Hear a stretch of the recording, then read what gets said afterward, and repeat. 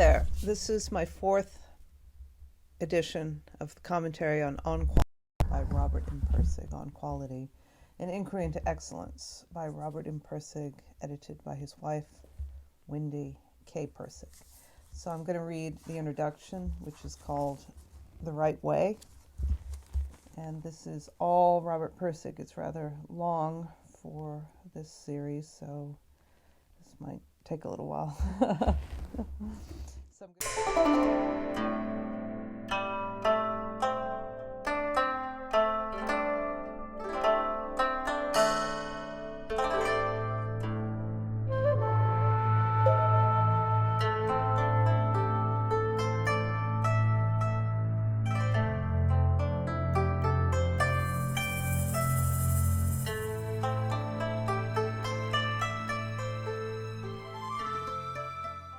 So I'm going to read the whole thing, and I'm going to comment on it as I go. Again, if you want just an audiobook without any commentary, it does exist. You can get that on Audible.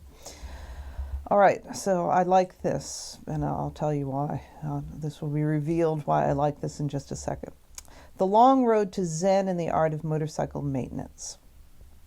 On May 20th, 1974, soon after the initial publication of Zen in the Art of Motorcycle Maintenance, Robert M. Pirsig addressed students at the Minneapolis College of Art and Design. The following transcription of those remarks, published here for the first time, has been lightly edited for clarity. Okay, so this is something that was not available to the public before this book, so there's going to be some new stuff in here that we probably don't know. That was the case for me. Now, this is, of course, Robert's speech, Robert's address to these students, so this is all Robert Pirsig. I want to talk about the creative process. My medium is books, or to put it precisely, a book. Other people work in different media, but I think my creative process is not so different from the one you may go through. And if so, perhaps some things I say may have value to you. A lot won't. No two people are in the same situation or have the same problems. In the creative process, I think that that's something we really need to internalize, to understand, because there's a lot of methods of being productive and creative, etc. But ultimately, you really have to listen to yourself. I think a lot of the problem with being creative is, and you know, don't get mad at me for this, but I've seen this a million times and I have a lot of this myself.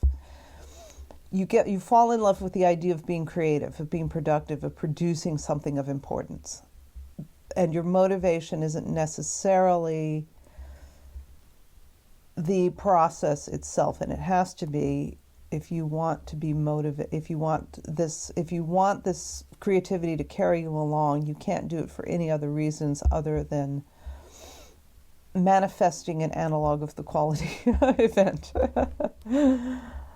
But in another sense, and this is a contradiction, everybody's in the same situation, has identical problems. And I just kind of made a generalization just then, which is one of those problems. So you need to understand the universality of getting something done. You need to be pursuing something, I think, that is worthwhile to you, unless you want to be wearing a hair shirt all the time. And you also have to know your individual working conditions, what your areas of strength and weaknesses are. Are you a procrastinator? Are you someone who writes a ton of stuff down and then doesn't want to edit it? So you have to know, where you kind of have to come in and fix things, and where you actually are doing well in the creative process. Regarding the creative process, I want to talk about two books. The first is the book I never wrote, and the second is the book I wrote. I'd like to contrast how both of these, the book and the non-book, were arrived at, and by comparing the two, try to get an idea of what was going on, and draw some morals and maybe find something useful in the process. He's using the word moral, like the moral of the story, which is a way moral is not used very much these days, so I kind of like that. All right, so I really, practicality is brilliant. I don't know, I wrote a note here. well, maybe I can remember. I can't read my own writing. The first book never did get a title, and of course it never got written. But it was going to be a great book. My wife and I were just married. We lived in Reno, Nevada. We were dealers in a gambling casino at the time. That's that cool revelation we got in the last chapter. I dealt Keno, and this was at the Nevada Club, and she dealt roulette. And we were going to save money. We lived in a cheap trailer, and we saved all the cash we could. We figured the only way to beat these casinos is to work for them and take as much out of it as you can, and get out of there, and never spend a cent if you can possibly avoid it. And then go someplace where costs were very cheap, in this case, Mexico, and then sit down there and write the perfect book. In theory, that makes sense, doesn't it? So we worked for 8 months. This was 1953 or 54. And in the end, we had $3,400 saved, which in the 50s was a huge sum of money. And we hitchhiked Bobby McGee fashion all the way through Nevada into Southern California, across Arizona, and down into Mexico. And then at the Mexican border, got a third-class bus and went through Mexico City, through Veracruz, way down into the jungles of Mexico, and into a tiny village town called Acayucan. In Acayucan, we got paper, and I bought a Parker 51 pen, and I prepared to write a great book. So the plan is to write a great book. You got the money, you got the time, you got the paper, you got the pen. What could go wrong, right? At first, I found a good room with proper temperature and proper exposure. And remember the gumption traps? He's solved all the muscular gumption traps there. It was a nice temperature down there, and it was fall getting into winter. Got a comfortable chair and sat down. After about 15 minutes, after all this preparation, I said, well, maybe I should walk a little. I walked a little around town and met various people and talked for a while and said, that's very interesting, and now I'll go back and write. This is the classic procrastination excuse. I need some material. I'm just going to go out and get some inspiration.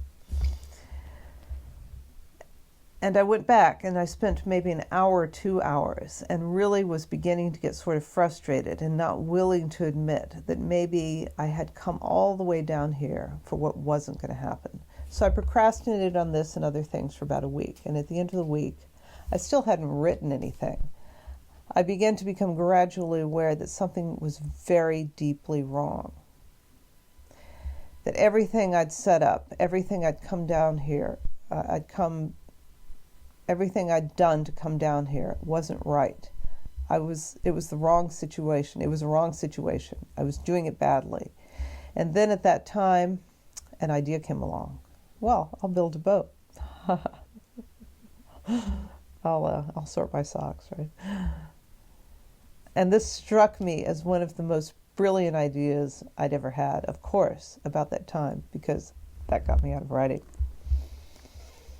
I tore into this boat with great tenacity. I found that you could get a trained carpenter for $12 a week, and you get pure mahogany at 12 cents a board foot. We were very close to Rivertown, and I spent the next 6 months working on a boat that never got built either, although I still have some of the lumber in my garage, and someday maybe I'll get back to it. So the reason the boat didn't get built wasn't procrastination. You can read about this in Lila. It was primarily because the carpenter was he was brilliant. He was an artistic type, but he tended to be quite moody, and he tended to like drinking. And sometimes when he got very moody, the drink would totally take over. Did you ever see that Fawlty Towers with the brilliant chef? Basil Fawlty manages to get this brilliant chef and can't believe his good luck, and then he finds out why he could get that chef. So that was the first book. It is kind of a process which I think is important to go through at one time or another. The great effort which produces nothing, the great stymie. This is something that is so counter to the way we think in modern society. It is important to go through. It's a kind of process which I think is important to go through at one time or the other, the great effort which produces nothing. In our modern way of thinking, this is a total failure. But if you look back in here, there's unconscious processes going on that haven't either been addressed or haven't been realized, haven't been brought to consciousness. And so the great effort which produces nothing is the beginning of enlightenment to what will the process be. And now, in contrast, I'd like to talk about the second book called Zen and the Art of Motorcycle Maintenance, which arrived in entirely different circumstances. And I really love this section because we already know the myth of how this, the Pirsig myth, and when I say myth, I mean story, the oft-told tale of how Pirsig wrote his book. But what's great about this is you're going to hear the whole process revealed in details that you probably haven't heard before. So in one way, this is a repetition of what you already know about Pirsig if you're a Pirsig fan. In the other, this is from the horse's mouth, and certain details are going to be revealed that you didn't know. And now, in contrast, I'd like to talk about the second book called Zen and the Art of Motorcycle Maintenance, which arrived in entirely different circumstances. I had been a teacher of writing, although I'd never written anything. That's kind of interesting, isn't it? And had gotten involved with some very difficult and complex ideas about quality. So that is a very succinct way of of summing up the situation he was involved with stumbling across quality and ending up in the psychiatric hospital. Had gotten involved with some very difficult and complex ideas about quality. And as a result, wound up in the a mental hospital. After I'd come out of the mental hospital, I was ineligible for teaching work. In fact, ineligible for any kind of work. So the standards were a lot stricter back then, I think, for teachers than they are now. I hit the streets down here in Minneapolis and started to apply for jobs one after another. And the people you talk to, and the people you talk to in those circumstances are very friendly. They're very encouraging, but they know they can't do much for you because in business, they try to hire the best people they can. Once you've got a record of mental illness on you, you are not the best person they can hire. Fortunately, that's changed to some extent. There are certain jobs where if you have a record of mental illness, it's not going to preclude you of doing something really good. I think the tech world, you can actually have some things like, you can even be schizophrenic and still produce very good code. So there's something about the technological space that if you can actually adhere to some kind of schedule, if you actually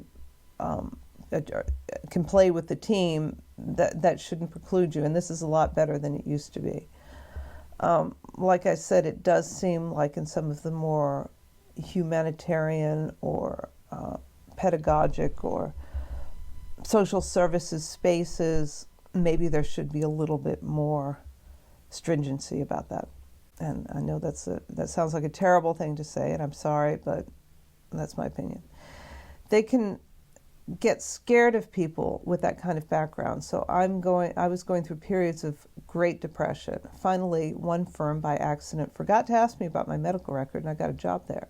The firm was Northern Pump, which became Northern Ordnance. A lot of stuff in Zen and the Art of Motorcycle Maintenance was learned out at Northern Pump. It's a great old firm. The tool and die makers out there, the machinists, are real artists, and if you don't know it, just get a job sometime and watch them. They're very limited in their parameters. They don't get much choice. They have to follow blueprints, but they can sure follow them well, or they can follow them poorly. They can do a piece of machinery which is very close, and they can do a piece of machinery which is right on. The distinction, very close, right on. There are options for quality that we feel sometimes are exclusive to the arts. So right in there, he's sort of saying that in technology, there is a beauty and an elegance and an artistry that is discounted. I also feel Buddha, lives in the gears of a motorcycle as much as in the petals of a lotus flower. I feel also exists in technology. These options for quality that we feel sometimes are exclusive to the arts, I feel also exist in technology. And the lesson was learned out there in Northern Pump. It's sometimes called the world's greatest machine shop, and it really is. Entire launching systems are made by hand out there, by people who in the end, taking a piece of cloth with a piece of pumice on it. Now you're talking about a grain, right? Taking down the last millionth of an inch very carefully. Can you imagine this? No, you probably can't. We don't have experience with this kind of thing anymore. There are a few craftspeople out there. There are some craftspeople, but this is something that's lost. And that's something worth thinking about, especially in the context of quality. And got into that work and became a technical writer and worked very hard at this and tried to employ some of the ideas I'd had before the breakdown into the work I'd been doing. It was kind of an absorption into middle-class American life. That means he was trying to do high-quality work, right? And he was trying to implement quality in his job in the way that he's kind of been, he kind of was telling us to do in the Gumption Chautauqua, implying what we should do. Maintaining a motorcycle as well. It was kind of an absorption into middle-class American life. At one time, I've sort of been fighting this, and now I was trying to enter it as hard as I could to be a useful person, and I think that's important. So there's kind of a dichotomy here. Sometimes being a rebel is a valuable thing, and sometimes not being a rebel is a valuable thing. And I think that it's important for most people's personal growth to be a little of both at different times. I think you do need to go through a period of rebellion to understand exactly what society is enforcing on you. And you also have to be grateful for society and contribute. So I think both of them are valuable places to be in life. And neither of them should be discounted. And I felt I did pretty well. I worked for Fabritech for a while and then went to work for a firm called Century Publications, where I became a contract technical writer.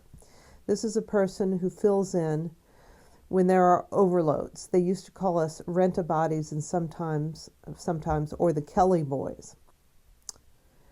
We were the people who, when a firm had a sudden contract and not enough technical writers to fill it, would move in, get a job done very quickly, and then move out again.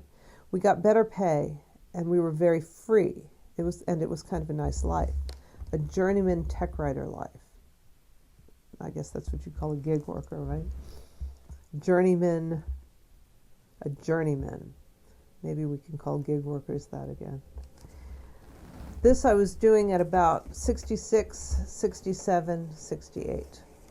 And then in the spring of 68, sitting at an office over in Control Data, writing about the Poseidon missile computers, busy, overloaded, but kind of happy about a motorcycle I had just fixed. I started to daydream in the office. Gee, this is great. Gee, I wish I could do a little essay on how I fixed the motorcycle and how that's not so very different from the abstract ideas of art or the religious ideas of Zen. So that was the seminal notion behind this book. And he certainly didn't stray from this, ultimately.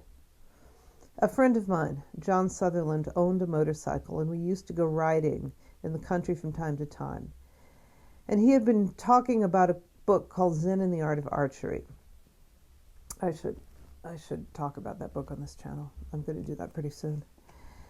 And I noticed that his Harley was really firing improperly. And I thought at the time, what he really needs is not a book on Zen and the Art of Archery. He really needs a book on Zen and the Art of Motorcycle Maintenance. And that was where it all started.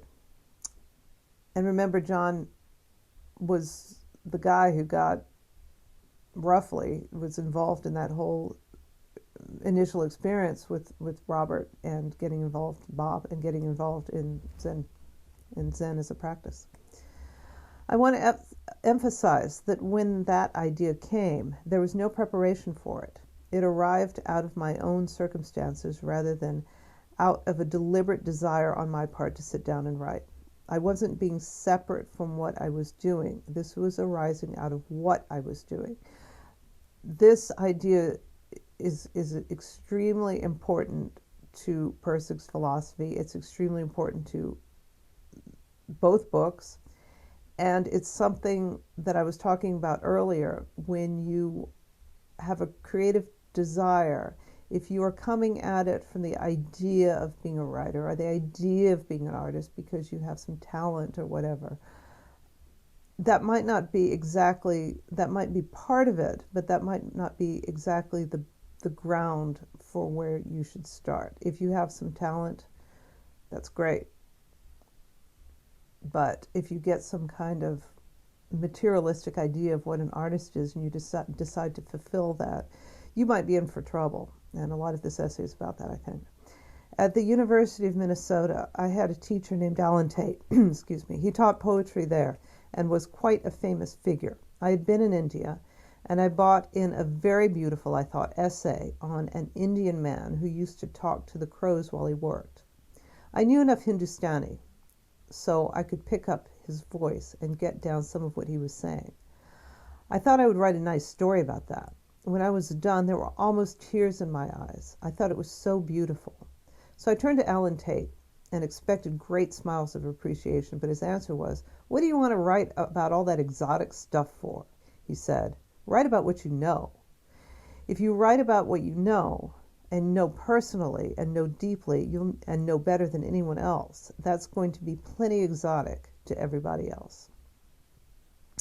Anyone who's read Zen and the Art of Motorcycle Maintenance knows how completely that fulfills that definition. It is about what I know, but it is certainly plenty exotic to everybody else. And that is true. If you have never worked on a motorcycle, it is a really exotic endeavor. And also, I want to point out, there's someone who really does give very good writing advice because he doesn't give specific advice, he gives more metaphysical advice, and that's Neil Gaiman. And one thing Neil Gaiman said was, no one is going to be able to tell the story like you can, so don't worry if something has been done before. If you do it your way, it is going to be an entirely different thing. One thing that needs to be dispelled in the creative process as much as possible is preconceived notions, social level preconceived notions, and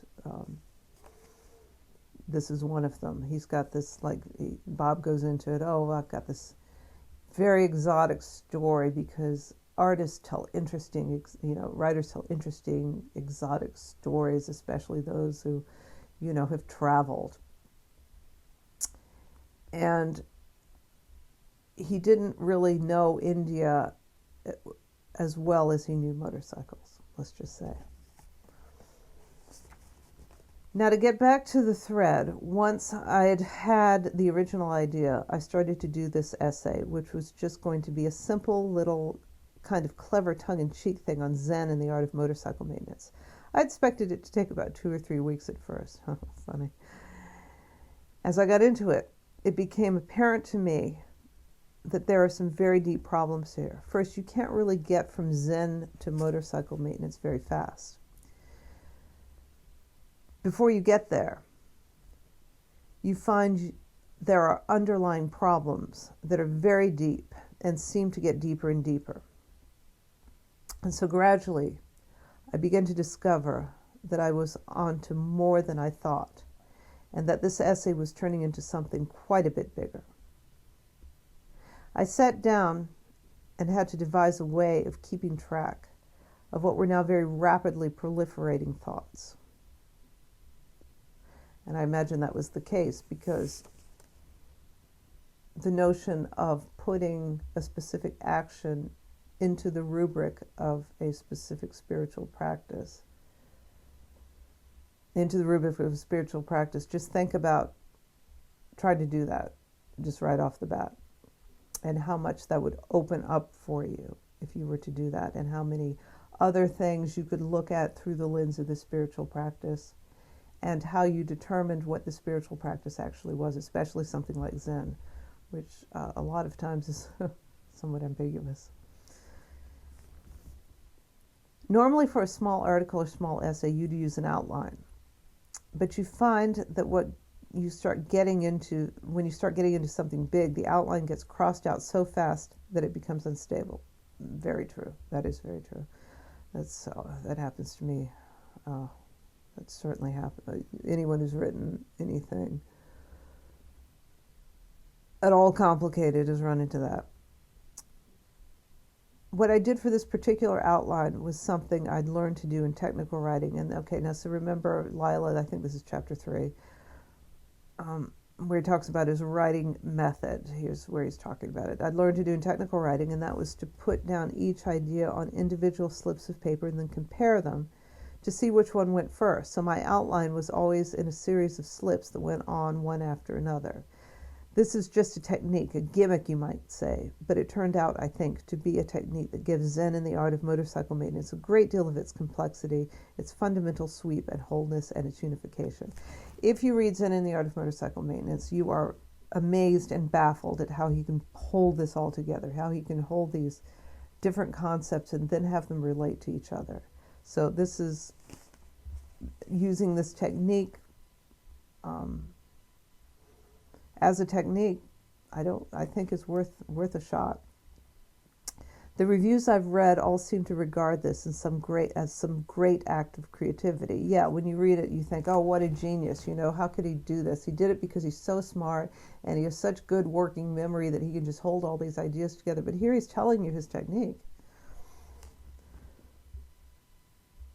It was a very systematic, deliberate act. I was about as creative as an accountant at this point. Okay, at this point. Remember, the proliferation ideas, rapidly proliferating thoughts, that's the dynamic creative space. Then you have to pin it down if you want to get a book written. And by pinning things down, you have no choice but being very left hemisphere oriented, systematic, deliberate. I was just putting down these slips and comparing them, but this particular form gave me the advantage of being able to expand in the middle, of being able to recognize at any time, of being able to reorganize at any time. So I had a flexible outline that could grow as my understanding of the story grew. I was never limited. I was free to throw away where I had been and restart again. Especially you've got these little slips of paper. You aren't so invested in great big things that you've written. And you keep, as you update, you put these slips of paper aside. Now, Bob's method wasn't to actually throw away things too much. He had these areas for ideas he might want to come back to, ideas that he didn't know what to do with. But on these little slips of paper, you're not starting from square one. You're starting with these discrete these ideas. And when you put some ideas together, you get some complexity. You reorganize the idea, you get a different kind of chapter or a set of paragraphs. Strange ideas can come in from nowhere on these little slips, and the slips can kind of ease into the other slips. You see how this can work, And with these slips, what comes first? The coherency develops. Coherency is a big problem in writing. So again, like this method,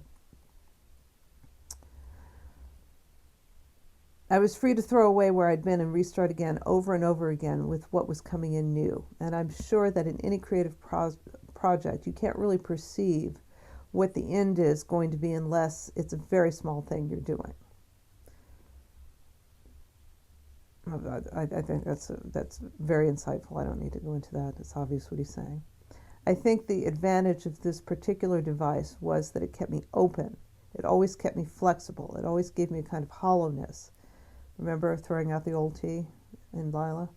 So that I could constantly be refilled with new things that were coming in. The result of this was a book of many levels and much complexity, but whose levels and whose complexity somehow always seemed at the last minute to hang together. The essay began to expand into a deep and difficult process. It became, it seemed to me, a conflict of human values and technology. Now that's really the essence of the conflict we have right now. I don't know, again, I've said this before, I don't know, Bob had some relationship with the internet. MOQ.org was entirely chat room based, and Bob was involved in that. He got emails from people. It's not like he was oblivious to the internet. He died in 2015. But I really wonder what he would have thought of the phenomena of this very superficial virtual world that we now live in, called the world of social media. I really wish he was alive to comment on this. I don't know, maybe there's something somewhere where he does. That's where it was going. Zen traditionally is seen as apart from technology, if not absolutely opposed to it, but I wish to show the relationships between the two. And this is a very interesting thing to say, because a lot of there's sort of a sensibility, it's so hypocritical, where you just stop doing everything technological and the earth will reclaim itself. No one is ever actually going to do that, obviously. But still, that notion that you need to erase and remove rather than integrate and update technology to accommodate the natural world, let's say, and the natural way we are, community, social values, versus obliterate all technology and go back to square one. That, I think, Bob would absolutely agree with. And I think he says as much in the Art of Motorcycle Maintenance. Well, he does.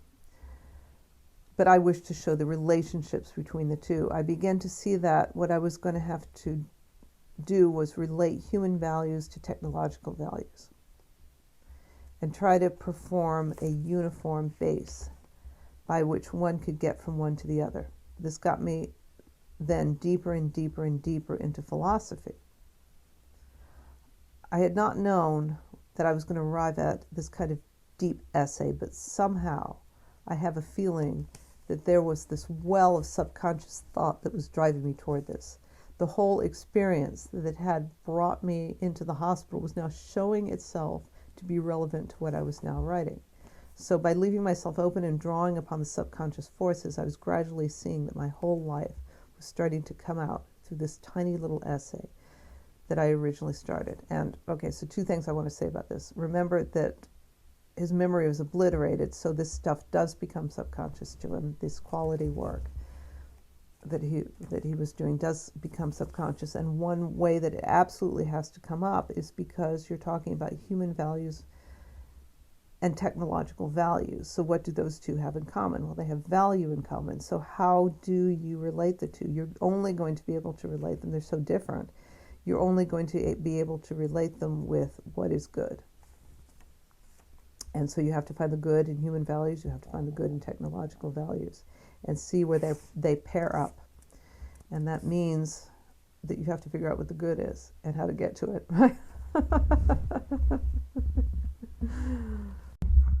Again, I'll repeat, not a deliberate thing where I'm coming at it from a distance saying, now I'm going to do this thing that was in front of me, but a kind of opening up from the inside and finding that this thing that I've started to do is bigger than I ever thought it was, and I'm going to let it grow. I'm not going to cut it off. And at that point, the thing became very serious.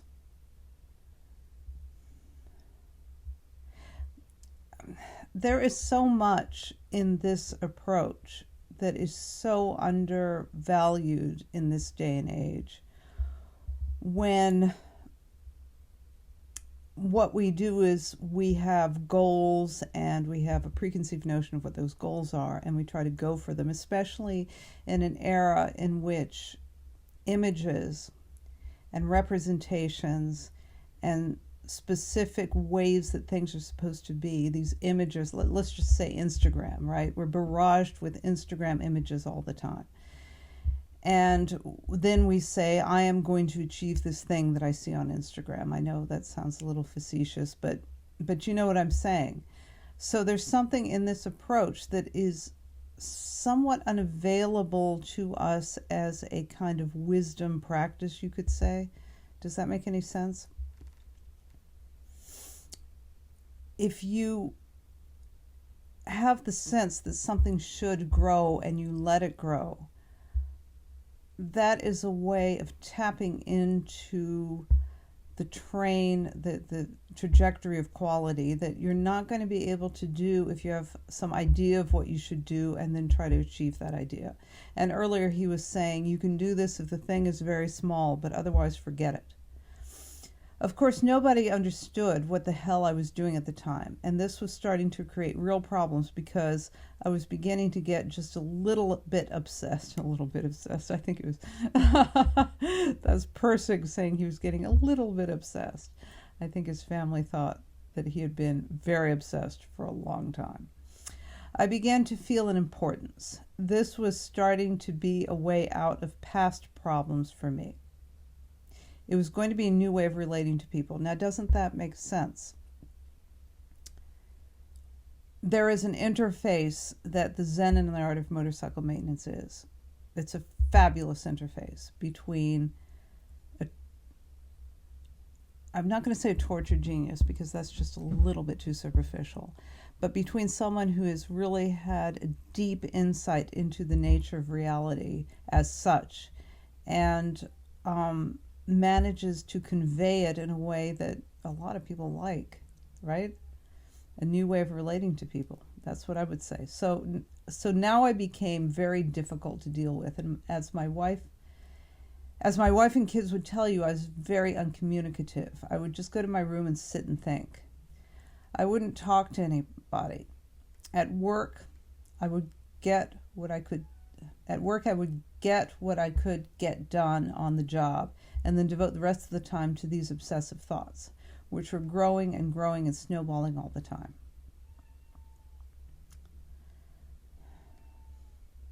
I'm going to go back to what I said about trying to be an artist and actually being an artist. All right? Think about that paragraph in that context. Pretty soon, it became apparent that I had to have time to write, and I couldn't just do it on the weekends or at home at night.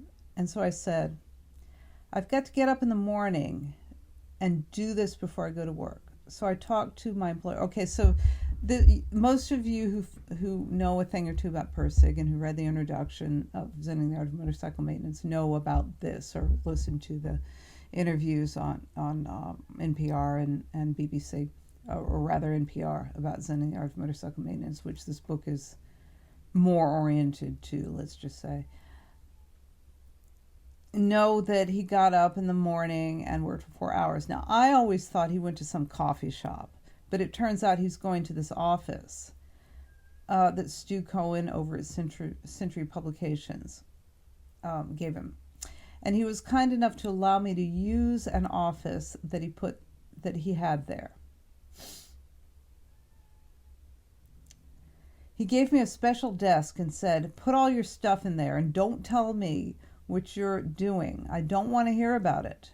It was an act of very great kindness and one that is not easily forgotten. And one thing about Pirsig, I think, so far that you've noticed is he can be a very grateful person when it's due. So I started to get up at 2 o'clock in the morning and go down to a little place above Robert's shoe store on Chicago and Lake Street. That's where I guess the office was. And write, mostly filling notes at first. And I think that's how I got confused about it being a retail space. Well, I thought it was a coffee shop. Mostly filling notes at first. What does that mean? Mostly filling notes at first. I guess it's filling out these slips of paper. Sometimes doing sketches and discovering my way as I went along, but writing and then coming home for breakfast and getting on to the job all day long, then coming home at night and having supper and going to bed at 6 o'clock.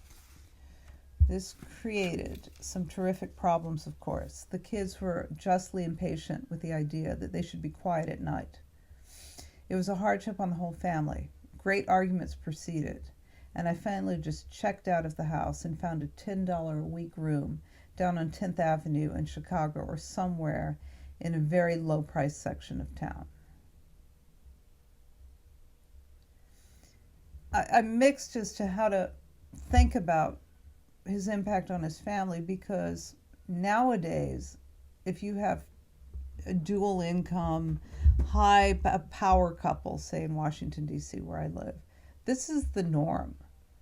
And you have a nanny taking care of the kids. But that's not the kind of person he was, so this was sort of a real rupture in the family life, which I think was still very much part and parcel of his Midwestern culture. In other words, I was willing to say, okay, this is interesting, I was willing to say even to my own family, look, I'm going to do this thing, and if you block me, watch out. This is going to happen, see? And it's not something that I'm really in control of. It's going to emerge now, and just do the best you can to understand.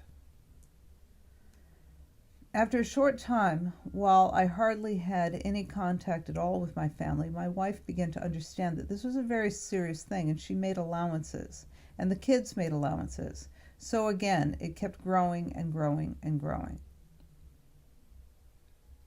Now, I don't want to go into some speculation about how this impacted his children. There's been plenty of that. On the one hand, his kids kind of got sacrificed. On the other hand, we got Zen in the Art of Motorcycle Maintenance out of it. I don't know what to say, you know? Do you see the dilemma?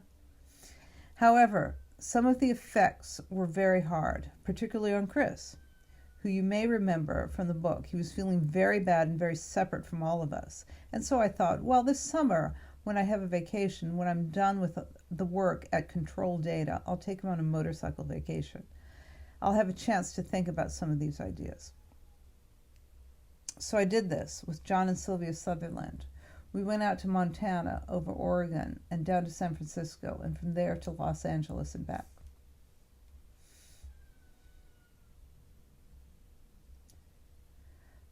Is he killing two birds with one stone, or does he really want to take Chris on this trip? I think he both wants to take Chris on this trip.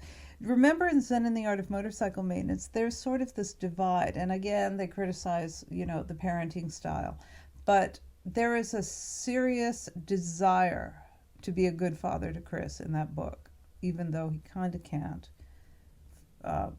because of the reasons, because the person who should be a father to him is not available at the time, or for the first part of the book at least, or for most of the book. And secondly, at the same time, this is a time to think about what he's trying to say in this book, which ends up being, of course, one of the most spectacular works of philosophical fiction of the 20th century.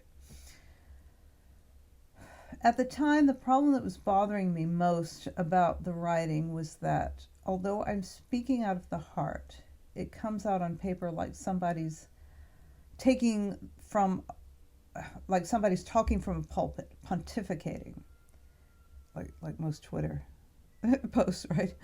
I don't know how to beat this.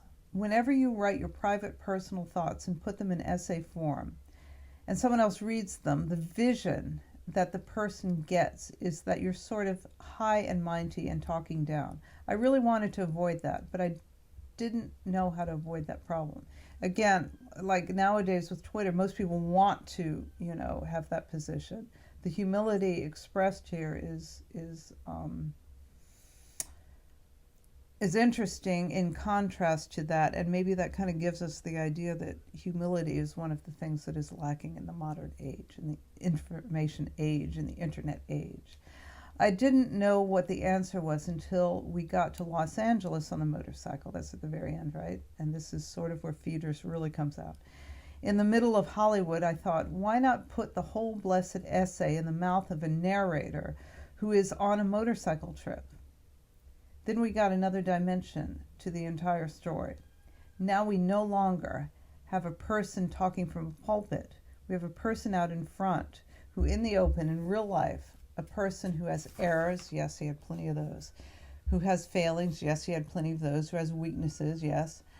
Who doesn't know where he's been, who doesn't know where he's going, but who nevertheless has to try to make sense out of this as he goes. I wanted this essay to be delivered by someone who is in the human situation. He succeeded spectacularly.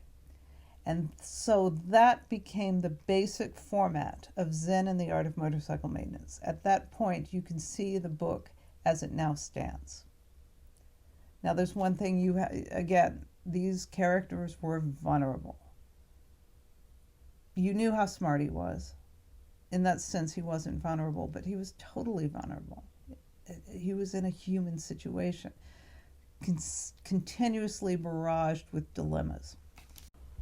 However, although I continued this process for 2 years of getting up at 2 in the morning and working until 4, and had completed the entire work of 125,000 words, when I got done, I was dissatisfied with it and set it aside for about 2 weeks. Then I came back and looked at it, and I was just shocked at how completely bad it was. It was just a rotten book.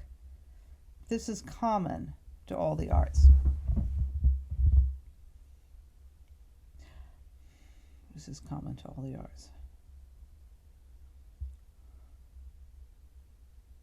I think that's right. And we're going back again to the preconceived notion about how things are supposed to be versus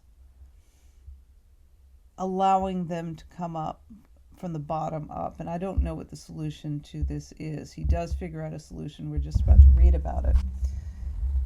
But again, this really sheds light on the creative process and how frustrating it is. Because you can spend all this time writing a book and absolutely hating it. And why? Well, I'll tell you why. He's about to say it. I had been staring into that crystal ball and came up with a manuscript. Isn't that an important sentence? But now I was looking at the manuscript no longer as a creator, but as a reader.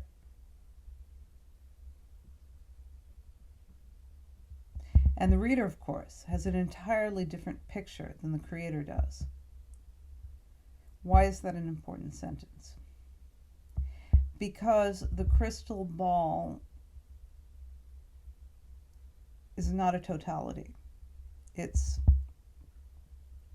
an idea of what seems good as a creative endeavor. But it may be kind of cut off from, I don't know what you'd say. Later he'll probably call it the social level. It's cut off from connection with humanity. And I'll tell you something that happens a lot to artists, is that they tend to be introverted and feel separate from regular social interactions. And so they feel like they find themselves in this crystal ball. But the problem is the product of this relationship with the crystal ball actually has to be read or seen or listened to by the public in general. And that's where the problem is. Because if you don't have that interface with the public, then it's your own little product, your own personal little production. It's your own thing that you guard unto yourself, and you have a sense that the public should like it, and the public, I can't understand why people are so stupid. Do you understand what I'm saying? This is a very common thing with artists. They just don't see my genius. Well, fortunately, Bob Pirsig has enough humility to see that the thing was unreadable and it needed to be readable. And the fortunate thing about Bob Pirsig is he gave a shit about other people because he wanted to be a useful person in the world. He rescinded that ivory tower effete, separated from humanity because I'm so much smarter stance, and he came down to earth after coming out of the psychiatric ward and said, now I want to be a useful person in society. That's just as valuable as being a great genius. So I went through a great period of depression, a 2-year period of hopelessness. During this time, I would get up in the morning and nothing would be there. It was the same situation as in Mexico, except now I was writing it through. I'd say, well, okay, here I sit doing nothing. All right, that's how it's going to be. That's how it's going to go. And then after about listen to this. This is really good. After about 3 or 4 hours of that, somehow my hand would pick itself up and start to write. And that was some of the best writing done out of complete despair, out of a complete feeling of hopelessness about what you're doing. People who want to be artists because they like the idea of being an artist or think they should be an artist or think they have some talent, they won't often go this far. They won't go through this complete despair to get to the other side of it. Then after the first draft was done, and I'd gone through that long depressed period, I wrote a chapter, and now I knew, because of all the experiences the first time around, what the second draft was going to be like. Then after the first draft was done, and I'd gone through that long depressed period, I wrote a chapter. And now I knew, because of all the experiences the first time around, what the second draft was going to be like. I had an outline in my head. I was no longer writing in a crystal ball. I was writing against something I knew and that had already been worded once badly. And then I sat down without any great feelings of elation or without any great feelings of depression and hit it. Just sailed. So he's no longer in a fantasy world. He's actually got a connection with reality. And the elation and the depression, the extremes of the emotional swing, are mitigated by the fact that he's kind of connecting with some kind of totality. Let's just call it, I don't know how I want to put this. Let's just say kind of a desire to be a useful writer. The chapter that's now the first chapter of the book is now almost unchanged, and it is so unpretentious and unpresumptuous. It's just a beautiful piece of work. It went from beginning to end just completely right after 2 years of failure to get it right. I went around to the publishers. The night after I sent it out, a call came on the telephone. I'll offer you $500. Okay, now, remember the myth of Pirsig, and it was rejected by 121 publishers, and 122, Landis picked it up.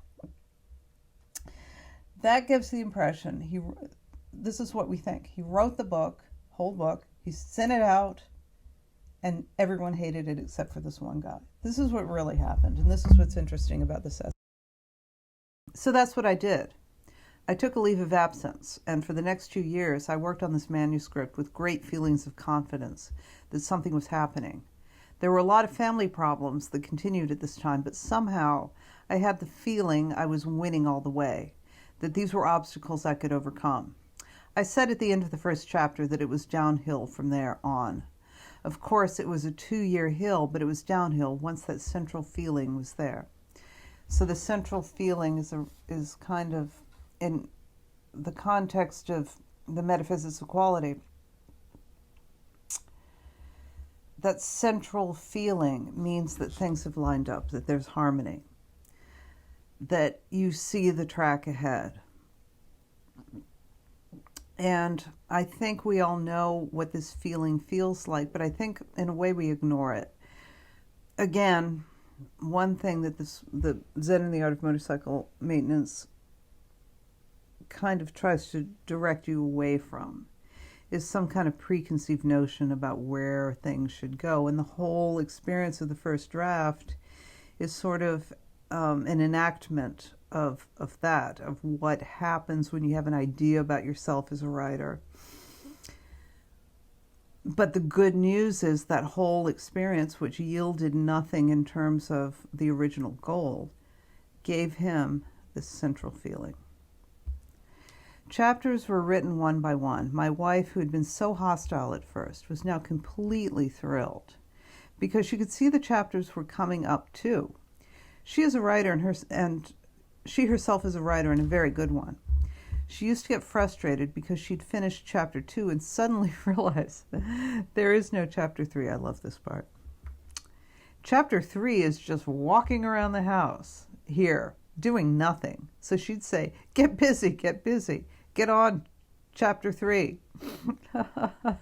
Chapter 3 is just walking around the house here, doing nothing. It was an entirely different feeling. We began to see that things were really going to start to happen now and get done. Chapter after chapter came along, but one by one the publishers had been dropping off, mainly through attrition. So this is the real story. The real story is, it's not like you sent it out to 121 people and everyone rejected it because it was too weird, and only this one guy picked it up. Actually, these publishers recognized that this was, this was a quality piece, but they got tired of waiting. And as he's going to explain here, there's another issue in publishing. There are these practical, logistical things that kind of happen, or the nature of the business or whatever. Publishing is a high turnover field. It's like advertising, right? Publishing is a high turnover field. It's like advertising. If you're good, you go up fast. But if you're bad, you go down fast. And companies are very quick to exchange people who haven't been producing for them lately. You're only as good as your last picture. You're only as good as your last book. So out of 121 publishers I'd first talked to, I was reduced to about 22 who liked the first idea, and now down to about 6 by the time the second draft was done. And to these 6, I sent a complete manuscript of about 160,000 words. And out of these 6, only 1 finally decided that he wanted it. I love this part. I love this homage to the one guy. I still have his letter. It's, I think, a very fine letter. There's a nice story about this person, too. I've heard that articles have been written about him as a whiz kid of the publishing field. This was before, Silicon Valley and all that stuff. So the whiz kids still existed, but in other fields. And book publishing was kind of like the Silicon Valley of nowadays. Think about it. It's kind of true. His name is James Landis of William Morrow and Company. He's kind of a wild man. I had thought of him as balding and maybe in his 50s or 60s. And I'd never seen him in this entire 4-year period. But about 2 weeks ago, remember this essay is written in 1974. About 2 weeks ago, my wife Nancy asked me to come downstairs and said, "There's somebody here who wants to see you." Now, in this wave of publicity this book is getting, I'm getting strange people from time to time coming and wanting to see me. And, ask me where they should buy a motorcycle and things like that. So I figured this was another one of those folks. And sure enough, it was some young guy, about 28 years old, with a curly hair and a beard and a neckerchief and mod clothes, and just kind of a wild look in his eye. Think about those Woody Allen films like Annie Hall and a little earlier, where they have these hipster guys in New York that Woody Allen's always pitting himself against. Doesn't that remind you of that? And this is my editor, James Landis, who I've been writing to all these years. I was going to shake his hand, but I just reached up and hugged him with all my might. This one person had saved that whole book. There's something in here about social quality, but I'll leave that alone. Well, now, of course, everything has just gone bananas in New York over this thing. It's on the bestseller list. It's reached number 10 on the Times list. In San Francisco, it's the number 5 bestseller. On the B. Dalton list here in Minneapolis, it's the number 14 bestseller. That's saying a lot, because remember, Minneapolis was not, the hippest of places. It's the number 14 bestseller in Minneapolis. On the Today Show, looks like they're going to put me on. I guess that was on TV at the time. I've had interviews with the New York Times. Next Sunday's Times book review section is, according to the publicity vice president at Morrow, going to come up with a book review that's the most unbelievable they've ever seen. I'm waiting to see what that is.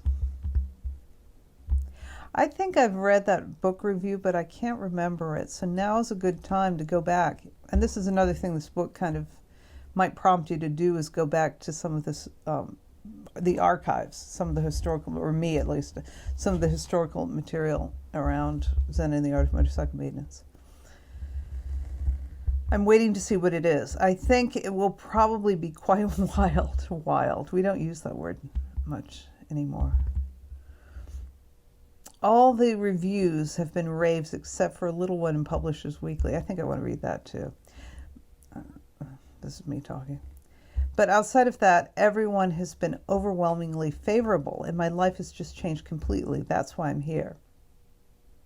6 months ago, people would wonder, who is he? But now all of a sudden, I'm in the process of readjusting myself, I hope very rapidly, to the new life situation I'm in. Remember earlier, Wendy said that he actually kind of adapted to celebrity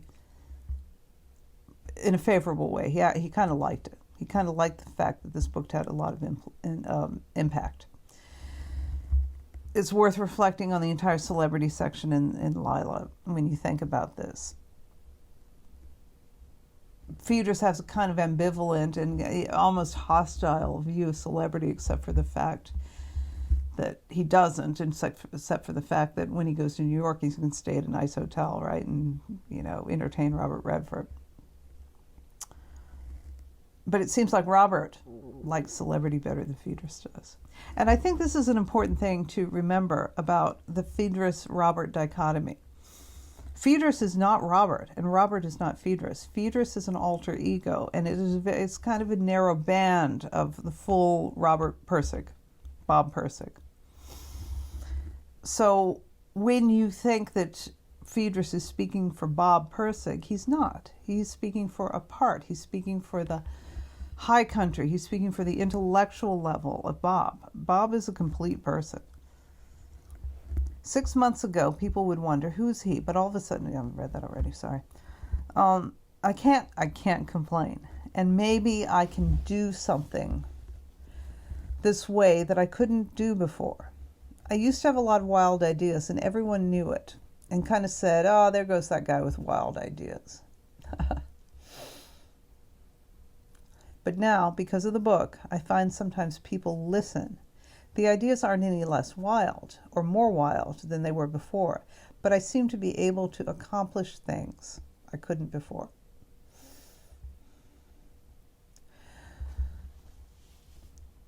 Ultimately, I'm going to mention this again and again, Bob Pirsig thinks that the metaphysics of quality is a much better way to live life, to live a quality existence. And so if he can get through to people that there's a better way, that there's a better lens, that there's a better worldview, that's more complete, that doesn't cause some of the problems that the subject-object worldview cause, then this celebrity, this fact that people are now actually listening to these ideas because of celebrity, the means justify the means. What am I trying to say here? I'm trying to say that the ups and downs of celebrity are one thing, but if it's not about being a celebrity, it's about having, for Bob, I don't think, it's about having an idea that he thinks is superior, that he thinks is going to make a difference in the trajectory of humanity.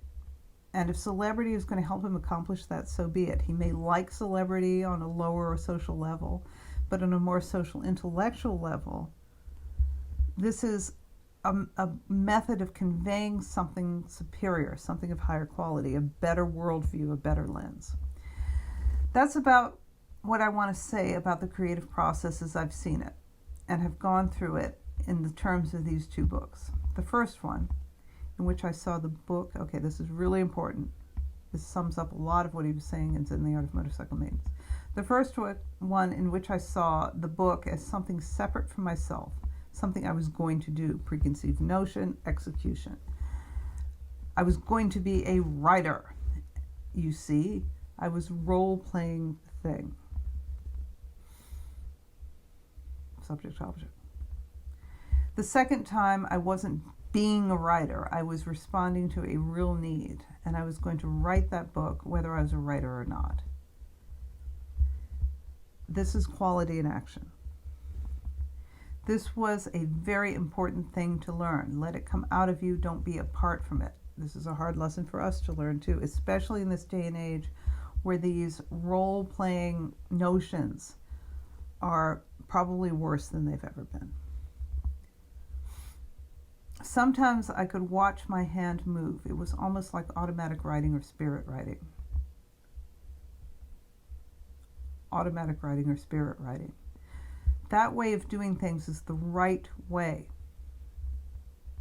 and the way that produces things of real value, where there's no separateness between the doer and the done.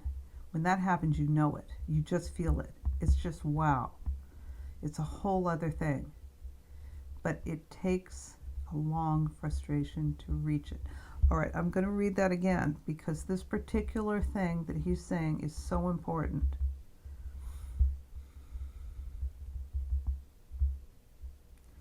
That way of doing things is the right way, and the way that produces things of real value, where there's no separateness between the doer and the done.